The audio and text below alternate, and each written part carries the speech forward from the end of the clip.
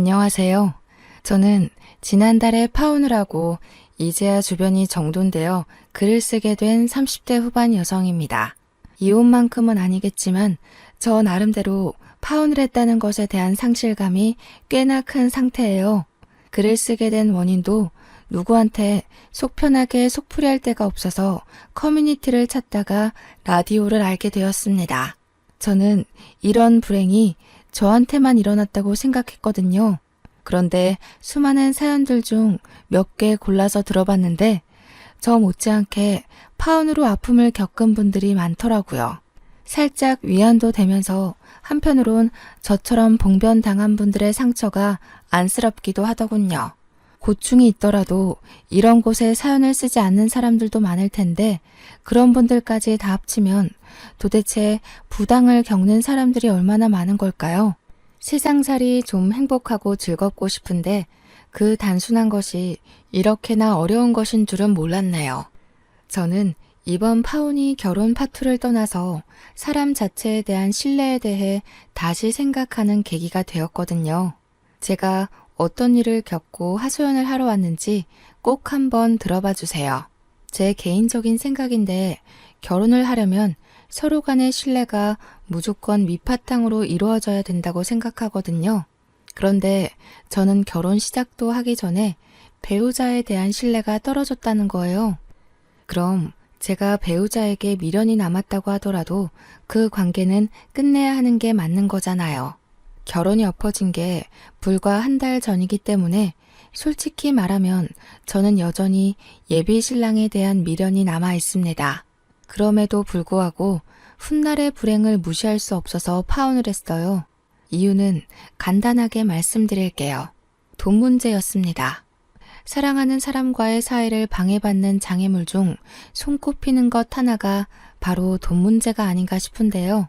제가 바로 그 문제 때문에 걸려 넘어져 예비신랑과 헤어지게 되었습니다.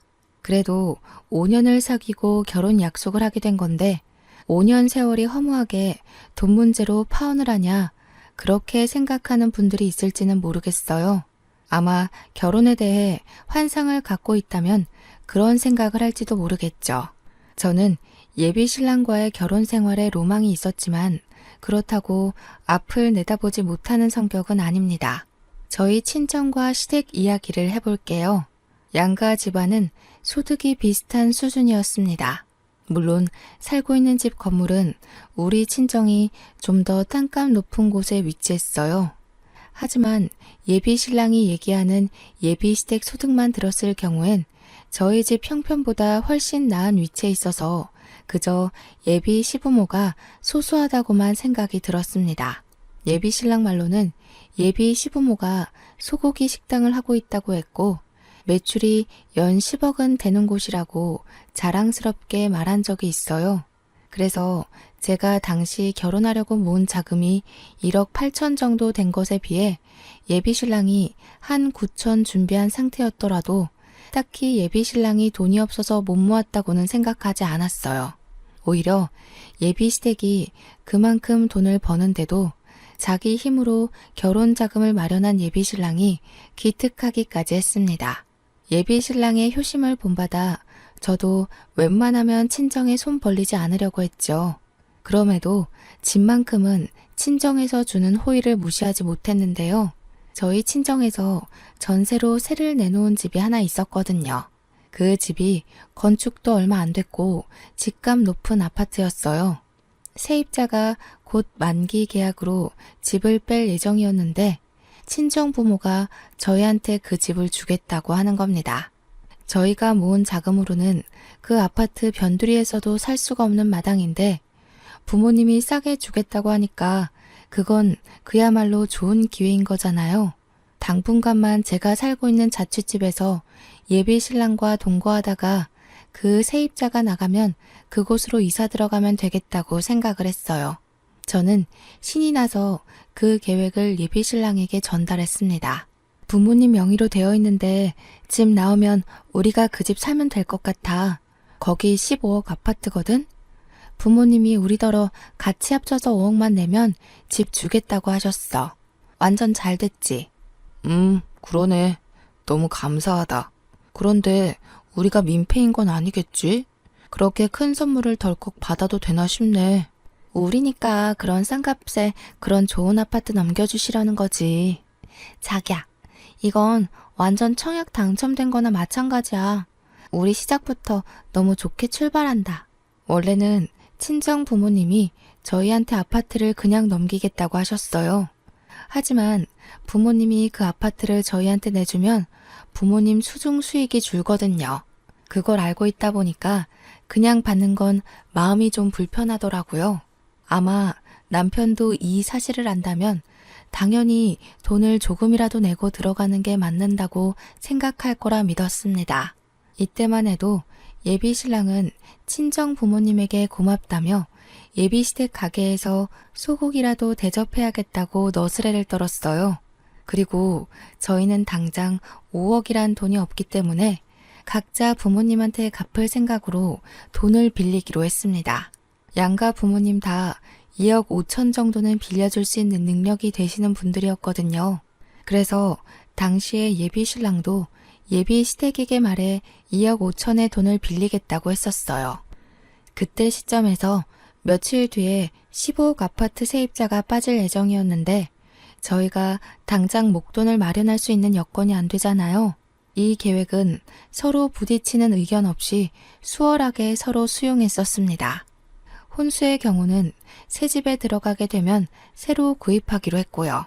그렇게 제 자취방에서 동거를 먼저 시작했는데요. 동거를 먼저 하게 된 것도 예비 신랑의 출퇴근 동선 때문이었어요. 예비 시댁에서 출퇴근을 하던 예비 신랑은 거리가 너무 멀어서 늘 피곤해하는 날이 많았어요. 그 때문에 제가 먼저 어차피 우리 결혼할 사이니까 동거를 하면 어떻겠냐고 제안을 했던 겁니다. 처음에는 그 말을 꺼내자마자 후회를 했어요. 너무 해픈 여자처럼 보였을까 봐요. 제가 너무 섣불렀나 싶어 어색하게 눈치를 봤는데 다행히도 예비 신랑이 고마워해 주더라고요. 정말 결혼까지 계획이 착착 진행되는 것 같아서 저는 개인적으로 결혼 준비 과정이 너무 즐거웠습니다. 먼저 결혼한 친구들과 연락하면서 신혼살림에 대해 상담이나 정보도 받으며 결혼을 기대했어요. 그런데요, 한날 예비 신랑이 좀 이해할 수 없는 말을 하는 겁니다. 자기야, 혹시 돈 좀 있어? 내가 이번 달 대출이자 낼 돈이 부족해서 그러는데 여윳돈 있으면 조금만 도와주라. 이런 부탁할 때가 자기밖에 없네. 대출? 자기 대출 받았었어? 이전에 그런 말 없었잖아. 그리고 월급날 저번 주였는데 그새 돈 다 쓴 거야? 대체 뭘 하다가... 내가 우리 미래 자금 때문에 적금을 넣고 있었는데 대출 받았던 거 금액을 높게 고정했지 뭐야. 대출은 작년에 받았었어. 차 사는데 목돈이 없었거든. 부모님한테는 차마 손 벌릴 수가 없어서 자기한테 이렇게 부탁하는 거야. 예비 신랑은 차 얘기로 둘러댔지만 왜인지 모르게 그게 다가 아닌 느낌이 들었어요. 평소 예비 신랑 모습과 달리 좀 조급한 자세로 비쳤기 때문이었어요. 게다가 저는 당연히 대출 빚이 있는 줄도 몰랐고 돈 빌려달라는 말을 하는 건 더욱 못 받기에 그날 좀 당황했던 기억이 납니다. 물론 이해하기까지도 다소 시간이 걸렸고요.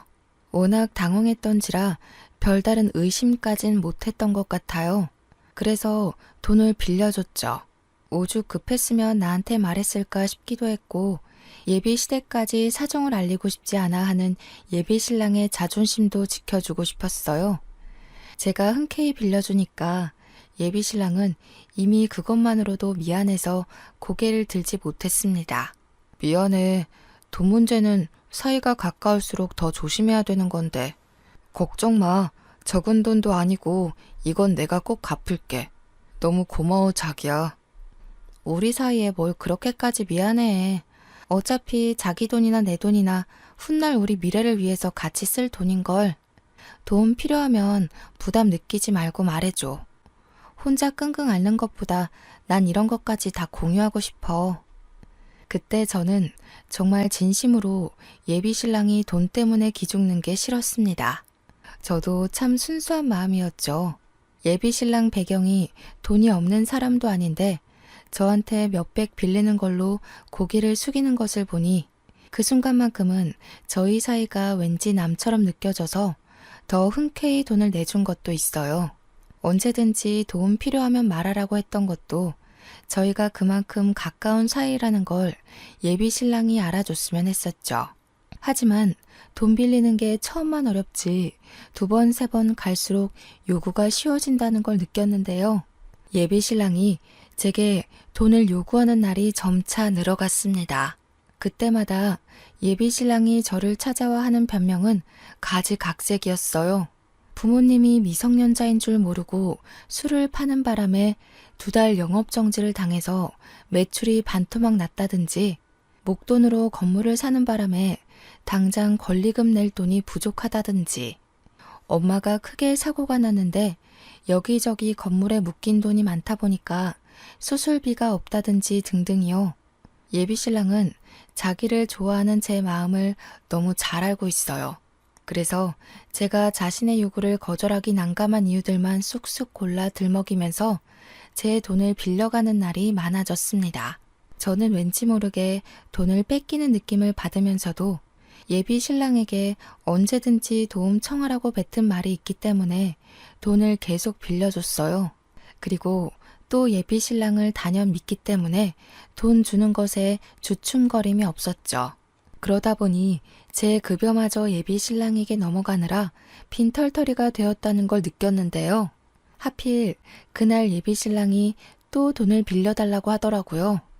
자기야, 급한 건 알겠는데 이젠 우리 결혼 자금에 손대야 돼.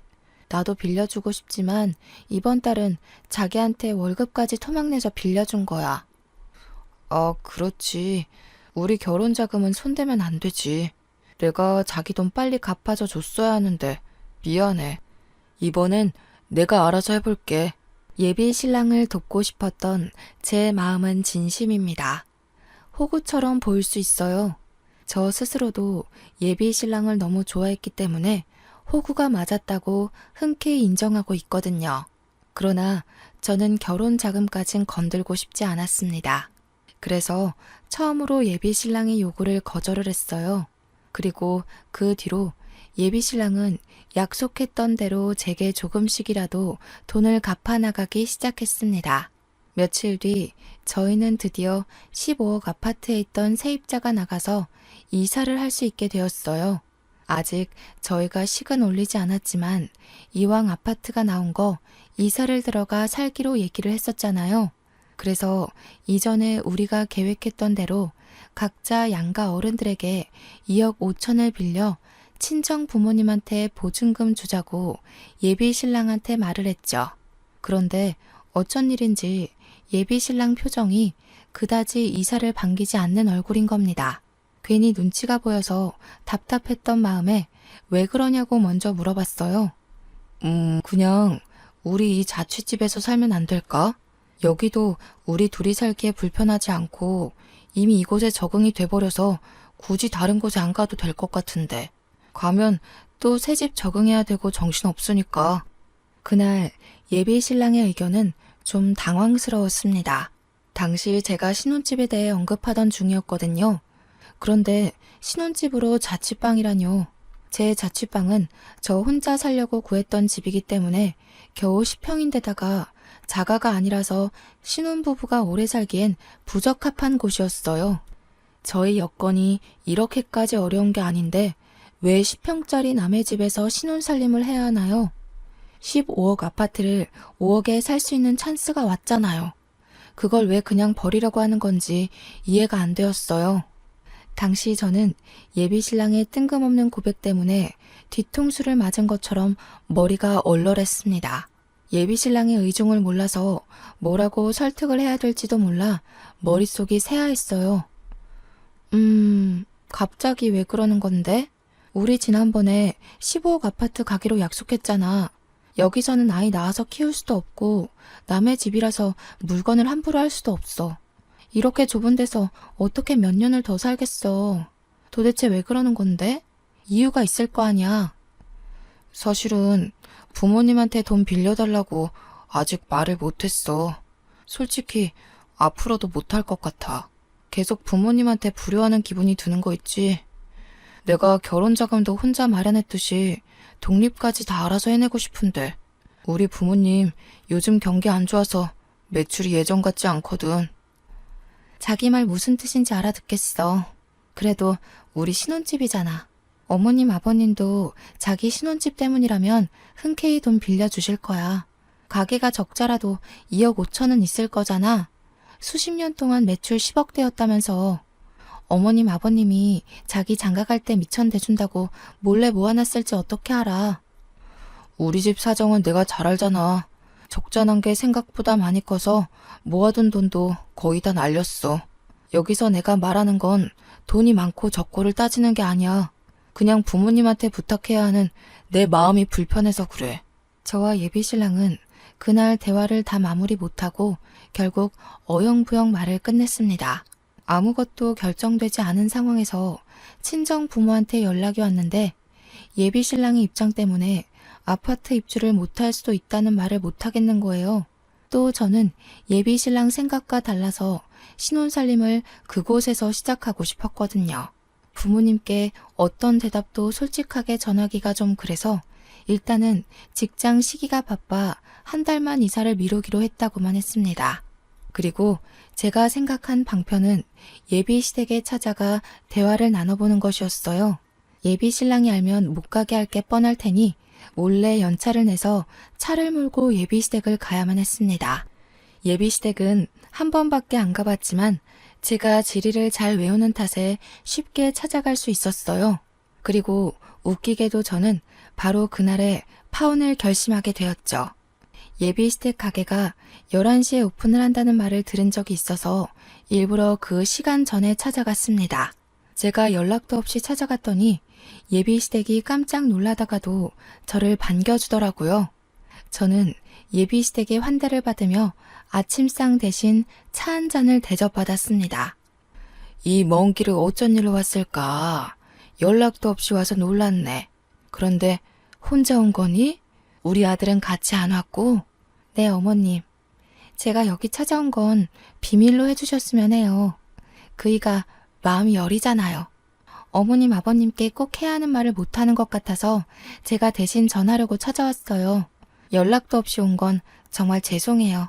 아니다, 아니야. 우리 사이에 죄송할 게 뭐가 있니? 이제 가족이 될 사이인데 아무 때나 방문하면 어때서? 그래, 편하게 말해봐. 뭔데 그러니? 다름이 아니라 저희 친정에서 해주기로 한 신혼집 이야기인데요. 그이한테 전해 들으셨는지는 모르겠어요. 그 아파트가 15억인데 저희 부모님이 5억의 집을 내준다고 하셨거든요. 근데 저희가 모은 돈이 조금 모자라서 각자 부모님께 빌린 후 갚는 걸로 하겠다고 말을 다 맞춰놨는데 갑자기 그이가 안 하겠다고 해서요. 그래서 제가 신뢰를 무릅쓰고 예비 신랑을 대신해서 부탁하러 왔다고 솔직하게 얘기를 했습니다. 그런데 사람이 말을 하다 보면 대충 공기 흐름을 눈치챌 수는 있잖아요. 제가 최대한 알아듣기 쉽게 그리고 예의 있게 신경 써서 말을 했는데 내내 분위기가 이상하더라고요. 두 분이서 저를 앞에 두고 대놓고 쑥덕거리는데 제가 확실히 놓치는 부분이 있는 듯한 기분이었습니다. 저는요, 이렇게 말을 하면 당연히 예비 시부모가 아들을 위해 그 정도는 빌려줄 거라고 생각했습니다. 왜냐하면 예비 시부모 가게 매출이 연 10억이면 저희 집 소득보다 높은 편이었거든요. 예비 신랑 말로는 적자 난 지가 두세 달이라고 하는데 두세 달 만에 매년 10억대 매출이 동날 수가 있나요? 그래서 제가 첫 서사를 뱉으면 예비 시부모가 기다렸다는 듯이 알아채고 흔쾌히 부탁을 들어줄 거라 생각했어요. 그런데 제가 본 예비 시부모의 반응은 전혀 제 얘기를 이해 못하는 얼굴이었습니다. 제 얘기가 갑작스러우실 수 있어요. 그이가 부모님께 불효하는 것 같다고 그동안 숨겼으니 이런 제안이 당황스러운 게 당연하죠. 하지만 요즘 집값 비싼 거 아시잖아요. 15억 아파트를 5억에 매매할 수 있다는 건 정말 행운이에요. 저는 저희 부모님께 벌써 말씀드렸어요. 어머님, 아버님만 그이한테 조금 보탬이 돼주시면 안 될까요? 조금 많이 당황스럽긴 하구나. 그런데 아마 아파트 얘기를 미리 해줬다고 해도 그 제안은 우리한테 무리이지 않나 싶어. 우리가 그만한 형편까진 안 돼. 요즘 경기 안 좋아서 장사가 잘 안 된다고 듣긴 했어요. 그래도 어머님 아버님 장사 수익이 연 10억이었다고 들어서 힘에 부치는 액수는 아닐 거라고 생각했거든요.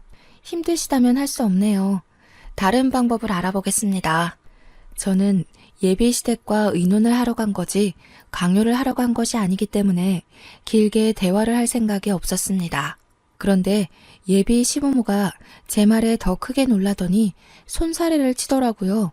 처음엔 제가 알아서 해결해 보겠다는 것을 저지하는 줄 알았습니다.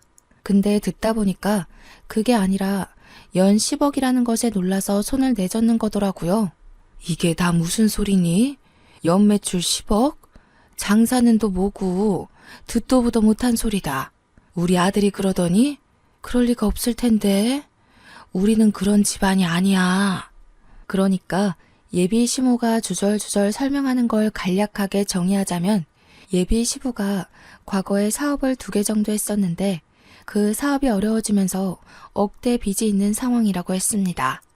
예비 시모가 이왕 이렇게 된 거 저랑 예비 신랑이 결혼할 사이니까 자기네 집 사정을 다 얘기해 주겠다면서 하는 말이 제가 예비 신랑한테 들었던 예비 시댁 형편과는 전혀 딴판이었어요.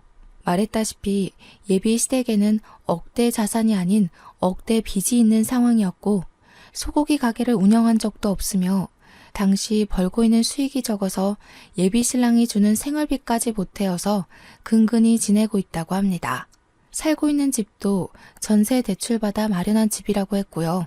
그래서 우리가 늘 아들 걱정 때문에 마음이 안 좋았어. 부모가 돼가지고 자식한테 남겨줄 게 빚밖에 없으니 하루도 발 뻗고 자지를 못했다. 그게 너무 미안했는데 너처럼 상냥하고 배경 좋은 며느리가 들어와 준다길래 얼마나 고맙게 생각했는지 몰라. 그러니까 말이야. 우리가 말년에 복이 있을 사주였나 봐. 며느리 하나 잘 들어와서 며느리 덕도 보고 팔자 피게 생겼으니 복권이나 다름이 없지. 아직 혼인신고도 안 했는데 우리 빚 갚는데 보탬이 되어주니 너무 고맙다 아가. 예비 시부모가 밝혀주는 형편에 넋을 놓고 할 말도 없었습니다. 그런 와중에도 이해 안 되는 말이 하나 더 있었는데 제가 빚 갚는 데에 보탬이 되어주었다는 예비 시부의 말씀이었어요. 저는 예비 시부모의 형편을 몰랐기 때문에 보탬이 된 적도 없고 뭘 도운 적도 없거든요. 그런데 그게 무슨 말인가 싶었는데 알고 보니 예비 신랑이 제게 빌려간 돈을 예비 시부모한테 다 갖다 바치고 있었지 뭡니까. 생활비며 대출이자며 제 돈이 안 닿는 곳이 없었더라고요. 정말 충격이었습니다. 예비 시부모는 그걸 제가 당연히 나서서 해줬다고 생각하고 있었으니 저한테 낯빛 하나 안 바뀌면서 얘기를 한 거겠죠. 저는 여차저차 예비 시부모한테 인사를 올리고 도망치듯 급하게 나섰습니다. 예비 신랑한테는 알리지 말아달라고 한 번 더 부탁을 하고서 말이죠. 당시 귀가 낄 내내 제 머릿속은 어지러웠습니다. 어디서부터 잘못되었고 어디서부터 이 문제가 시작된 건지 도무지 모르겠더라고요. 수많은 물음표 중에서 저를 가장 혼란스럽게 했던 건 예비 신랑이 예비 시댁 형편을 숨긴 것도 아니었고 예비 시댁에 억대 빚이 있다는 것도 아니었어요. 예비 신랑이 저를 속이고 돈을 갈취했다는 사실이 제겐 가장 큰 충격이었습니다. 차라리 모든 걸 솔직하게 말하고 돈을 빌려달라고 했다면 배신감이 이보다 덜하지 않았을까요? 저는 예비 신랑을 사랑했기 때문에 믿었기 때문에 모든 걸 내어줄 준비가 되어 있던 사람이었어요. 그런데 예비 신랑은 어느 순간부터 저를 돈 나오는 구멍으로 봤다는 거잖아요. 그렇지 않고서야 얼굴에 철판 깔고 갖가지 이유를 지어내며 돈을 빌려가진 않았겠죠. 그러니까 예비 신랑한테 저는 그저 돈 잘 주는 호구였던 것 같습니다. 예비 시댁에서 제 자취집으로 당도하기까지는 1시간 30분 정도가 걸렸습니다. 그 짧은 시간이 소요되고 집에 도착을 했을 땐 예비 신랑을 향한 제 마음이 꽤나 식어버린 상태였어요. 저는 예비 신랑이 퇴근할 때까지 집에서 묵묵히 기다렸습니다. 처음엔 당혹했고 나중엔 부정을 했는데 집에서 사태를 정리하는 내내 남은 감정은 분노뿐이었습니다. 예비 신랑이 제게 했던 말, 그게 전부 거짓이었다는 것도 화가 났지만 그걸 떠나서 저를 무려 5년을 속인 거 아닙니까? 그것 자체만으로 저는 예비 신랑에게 신뢰를 다 잃었고요. 예비 시댁에 돈을 갖다 바친 걸로 모자라 개인적으로 꿀꺽한 돈도 있다고 하니까 속에서 천불까지 나더라고요. 저는 예비 신랑을 기다리는 동안 속에 받치는 분통이 갑갑해서 결국 베란다 창문까지 열어야 했습니다. 당시 날씨가 꽤 쌀쌀했거든요. 그런데도 제가 얼마나 열이 받았으면 그 찬기운마저도 살이 아린지 모르겠더군요. 그렇게 한참 동안 베란다 앞에서 머리를 식히며 지난 5년의 기간을 되내고 있었습니다. 그런데 예비 신랑이 퇴근 시간이 다 되었는데도 귀가가 늦어지는 겁니다. 시간을 확인하려고 거실로 들어가려던 차에 베란다 밖에서 익숙한 목소리가 들려왔습니다. 건물도 가지고 있으면서 15억 아파트 줄 거면 그냥 공짜로 내줘야 되는 거 아니냐? 자식이 결혼한다는데 5억을 꼭 받으시겠단다. 심지어 여자친구는 자기 부모님한테 손 벌리기 싫다고 5억을 흔쾌히 해가겠다고 했대. 나 같으면 돈 좀 있는 부모님 덕 실컷 볼 텐데. 진짜 있는 애들이 더 유난이더라니까. 순간 제가 잘못 들은 줄 알았습니다. 하지만 제 귀가 5년 연인의 목소리를 모를 리 없었고 저의 육감이 그 목소리가 예비 신랑의 것이 맞는다고 가리키고 있었어요. 그 뒤로도 예비 신랑은 통화를 길게 이어갔는데요. 제가 알던 사람이라고는 볼 수 없는 어마어마한 사치꾼이더라고요. 예비 신랑 입에서는 말 나오는 족족, 재산 얘기, 돈 얘기 등등 제 친정 재력에 대한 욕심밖에 없었습니다. 예비 시부모한테 손 벌리기 싫어서 자취집에 신혼 차려도 좋다던 사람 어디 갔는지 모르겠더군요.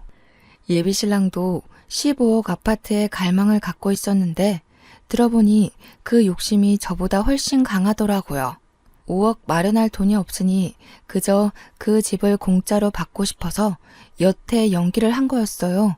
그렇게 효자인 척 소소한 것에 만족하는 척을 하면 끝내 제가 친정 부모님한테 말해서 자기 몫의 5억까지 빌려줄 거라 생각했나 봅니다. 그날만을 기다리고 있다는 뻔뻔한 소리까지 하는데 얼마나 기가 차던지.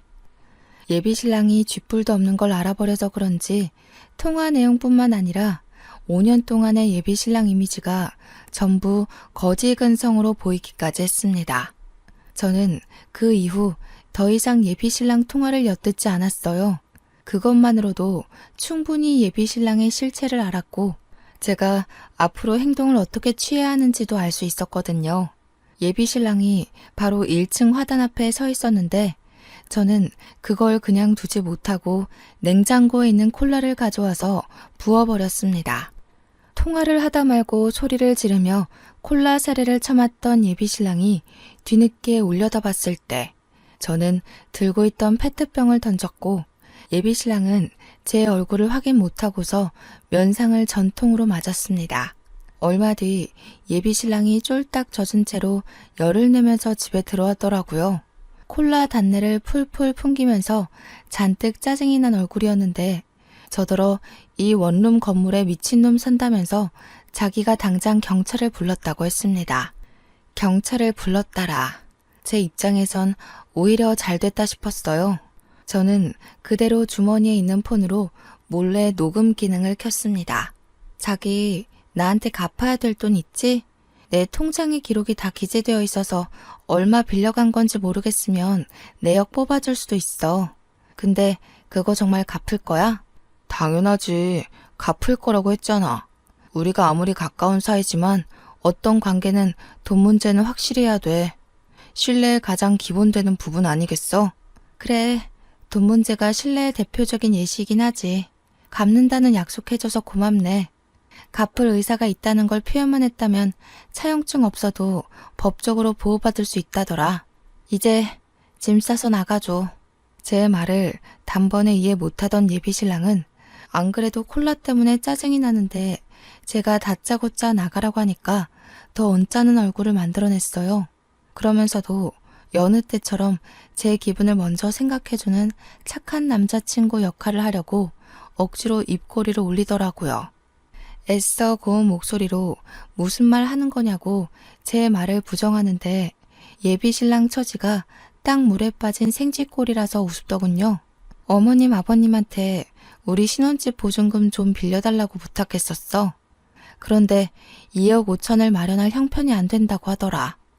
왜 나한테 거짓말했어? 자기 집안이 소고기 식당 하는 억대 자산가라고? 장난해? 자산이 아니라 억대 빚이던데 대체 이게 어떻게 된 건지 설명 좀 해볼래? 우리 집 갔다 왔었어? 왜 말도 안 하고 멋대로 찾아가? 아무리 가까운 사이라지만 우리 아직 결혼하지도 않았잖아. 이렇게 말도 없이 찾아가는 건 습격 아니야? 무례한 행동이라고. 무례? 자기가 나한테 말도 안 하고 속여온 5년에 비하면 그건 아무것도 아니지 않아? 우리 친정이 아파트 공짜로 안 주는 게 그렇게 억울했니? 돈 좀 있는 처가댁 덕 보면서 졸부처럼이라도 살아보려고 그랬던 거야? 여태까지 나한테 보였던 마음 중에 진심은 있었어? 정말 자기한테 크게 실망했어. 뭐야? 자기가 나한테 콜라 뿌린 거야? 미쳤어? 스토커도 아니고 남의 통화를 왜 엿듣고 있었는데? 이 와중에 자기는 그저 콜라 처먹은 게 억울한가 보구나. 그럴 때가 아닐 텐데. 상황 파악도 못하네.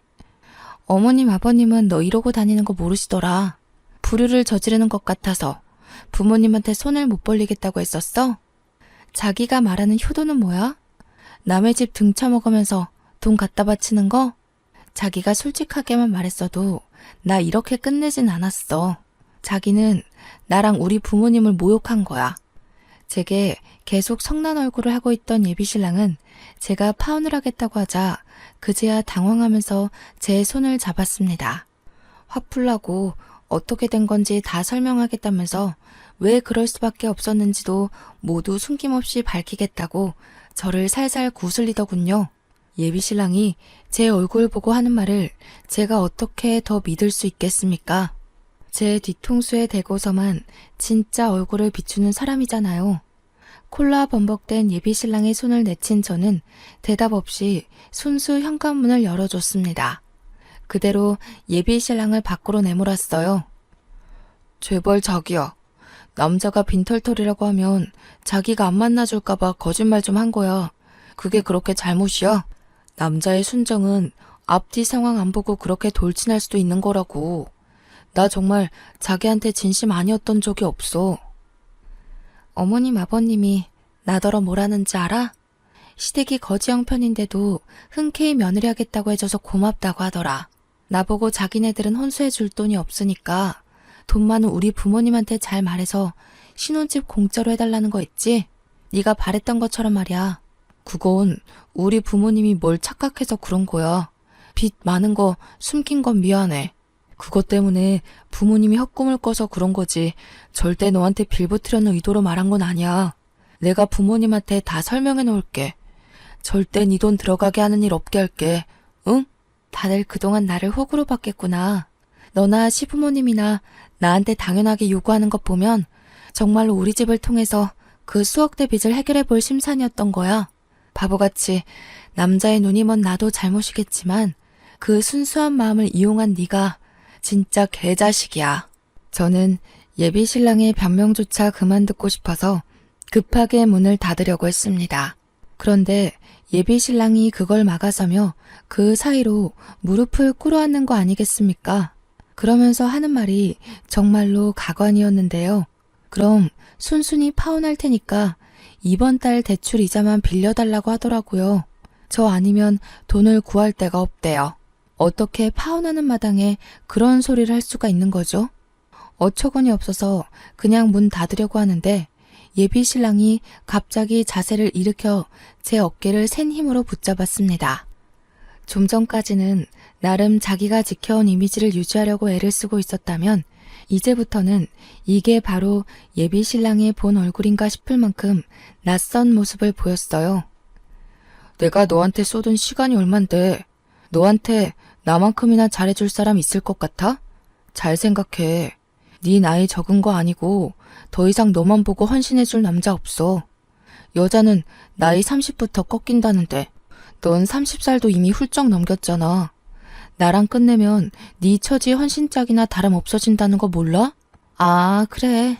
너는 날 여태 그런 식으로 생각하고 있었구나. 집안 배경은 어느 정도 되는데 나이가 많으니까 적당히 비위만 맞춰주면 재산을 갈취할 수 있을 거라고 생각했던 거지. 처음부터 그런 마음으로 나한테 잘했나 보네. 내가 헌신짝이 되더라도 애초에 구멍난 양말 수준이던 너보다는 멀쩡한 삶을 살겠지. 제가 예비 신랑의 정강이를 냅다 차버렸을 때 예비 신랑이 아파서 소리를 꽥 질렀는데요. 갑자기 저한테 손을 올리더라고요. 자기도 더 이상 저한테 참아주기 싫다면서 다 망해버린 마당에 자기 분한 마음이나 풀어야겠다고 제 얼굴에 손을 대려고 했습니다. 그런데 하늘은 제 편이었던 거죠. 때마침 예비 신랑이 신고했다던 경찰이 왔고 저는 경찰한테 도와달라 소리치며 예비 신랑이 나를 스토킹 당한다고 잡아가 달라 했어요. 그랬더니 예비 신랑은 2명의 경찰에게 강하게 연행되어 1층으로 끌려갔습니다. 예비 신랑은 질질 끌려가면서도 저한테 욕짓거리를 내뱉었어요. 비록 모든 게 사기였지만 그래도 한때 제가 5년을 사랑했던 남자였는데 예비 신랑에게 욕을 가득 먹으니 기분이 참 생소한 거 있죠. 그러고 보니 5년을 연애하면서 예비 시부모 가게에 딱 한 번 가봤는데 그것도 남의 식당이었네요. 파혼을 하고 난 뒤에 한 번 그 가게를 찾아간 적이 있었는데요. 멀찍이서 지켜보니까 시부모가 그 소고기 가게에서 일을 하곤 있었지만 식당 사장님은 따로 있었고 2분은 그냥 직원으로 일하고 있더라고요. 그걸 저는 시부모님 가게라고 거하게 착각한 거였어요. 어쩜 제가 의심을 한 번 안 했었는지 모르겠네요. 하긴 어느 누가 매사에 탐정 모드로 의심하면서 살겠습니까? 제가 예비 신랑에게 너무 큰 마음을 주었고 많이 의지했던 탓을 해야겠죠. 이제와 돌이켜 생각해보니 예비 신랑 행동에는 참 수상한 것들 투성이었어요. 특히 예비 시부모랑 저를 잘 못 만나게 했거든요. 예비 신랑은 항상 예비 시부모가 바쁘다는 이유로 자기 부모님한테 방해되고 싶지 않다면서 딱 한 번 데려가 준 게 다였습니다. 그때도 이상함을 감지했어야 하는 건데 후회스럽네요. 제가 봐도 제 눈치가 많이 둔했던 것 같아요. 어쨌든 저는 단 하루 만에 파혼을 고민했고 결정지었습니다. 억대 빚이 있는 집안 때문에 저희 친정에까지 피해를 줄 수 없으니 파혼이 맞겠죠. 예비 신랑은 경찰에 끌려간 이후로 제게 찾아오질 않았어요. 진득하게 들러붙을 줄 알았는데 무슨 생각인지 발길을 완전히 끊어버렸더라고요. 아마 갚아야 될 돈 때문에 어떻게든 머리 굴려 금액을 깎으려고 계획 중일지도 모르겠어요. 저는 무조건 법의 힘을 빌릴 생각입니다. 변호사 선임할 여건이 안 되는 것도 아니고 제게 불리한 조건은 아무것도 없기 때문에 두렵지 않거든요. 아니나 다를까 한 2주 지났나? 예비 신랑이 제 주변을 어슬렁거리기 시작했는데요. 연민작전을 펼치기로 했나 봐요. 자기 부모님까지 팔아가면서 저한테 동정을 끌어내려고 애쓰더라고요. 자기 부모가 나를 보고 싶어 한다. 건강이 안 좋다. 마지막 가는 길 소원이 나랑 결혼하는 거다. 별소리를 다 하면서 제 퇴근길을 계속 막은 적이 있습니다. 이미 파혼한 지 2주나 지났는데 제발 저더러 파혼을 물러달라고 앞으로 더 잘할 거고 돈 빌려달라는 소리 안 하겠다면서 절대 저한테 피해 안 주겠다고 하는데 이거 제가 믿을 수 있겠습니까? 무려 5년을 속인 사람이 하루아침에 반짝하고 변하겠냐고요. 예비 신랑의 집착은 제가 일 쉬는 날까지도 이어졌는데 집 앞에 찾아와서 같은 말로 계속 사정을 하는 겁니다. 할 수 없이 저는 또 경찰에 신고를 해야 했습니다. 제가 자취집 계약 기간이 남아서 당장 이사를 나갈 수가 없는데 자꾸 이렇게 찾아오도록 내버려두면 나중에 무슨 해코지를 할지 모르잖아요. 도무지 예비 신랑의 근성이 꺾일 생각을 안 차 저는 복도에 CCTV를 달아서 예비 신랑 행동을 모조리 녹화했습니다. 그리고 그걸 예비 시부모한테 보내고 SNS에는 스토킹 영상으로 올려버렸어요. 경찰에도 신고해서 증거 영상으로 제출했더니 접근 금지 명령이 떨어지더라고요. 그동안 빌려줬던 돈은 다행히도 무사히 돌려받을 수 있었습니다. 역시나 예비 신랑 음성 녹음이 법적 효력이 되어서 처리되는 데 문제가 없었거든요. 모든 게 정리가 되었다고 생각했을 무렵 예비 시모한테 한 번 전화 온 적이 있었는데요. 예비 시모마저 저를 설득하려고 연락을 했더라고요. 나는 정말 너희 둘 사이에 그런 사정이 있었는지도 몰랐다. 우리 애가 나쁜 마음으로 그러진 않았을 거야. 집에서 네 자랑을 얼마나 많이 했었는데 한 번의 실수라고 생각하고 이번만 용서해주면 안 되겠니? 우리 애는 정말 너 없인 못 살아. 지금 일도 억지로 다니고 있어. 죄송해요. 그이는 저한테 단 한 번도 진심이었던 적이 없다는 걸 느꼈어요. 여기서 제가 용서를 해버린다면 저랑 저희 친정은 정말로 천치가 돼버려요. 저도 부모님께 불효는 하기 싫네요. 제가 손해보는 결혼을 한다면 부모님이 많이 속상할 거예요. 제 말을 이해하기 싫은 건지 예비 시모는 마치 예비 신랑처럼 끈질기게 매달렸습니다. 근데 예비 시모도 왠지 제 돈이 아쉬워서 붙잡는 것 같은 느낌이 들더라고요. 제 돈으로 빚을 조금씩 청산하고 있었는데 더 이상 제 도움이 없으니 다시 빠듯해서 잡는구나 싶었어요. 저는 결국 더 이상 예비 시모의 징징거림을 듣지 않고 죄송하다는 말만 한 뒤에 끊어버렸습니다. 제가 이 모든 것을 결혼하고 혼인신고한 뒤에 겪었다면 어쩔 뻔했습니까? 제 결혼이 엎어졌다는 것 자체는 무척 속상하지만 파혼으로 마무리 지을 수 있었던 걸 감사하게 생각하려 합니다.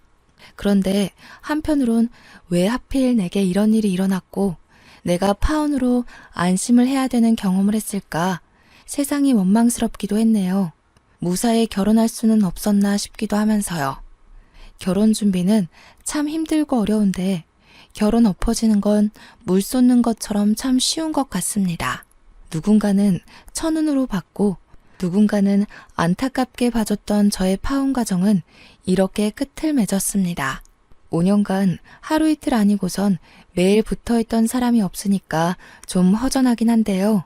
그래도 예비 신랑의 실체는 용서할 수 없을 만큼 저에게 큰 깨달음을 주었어요. 이 기억을 완전히 잊기엔 안타깝게도 제 나이가 좀 찼기 때문에 완벽히 지울 수는 없을 것 같아요.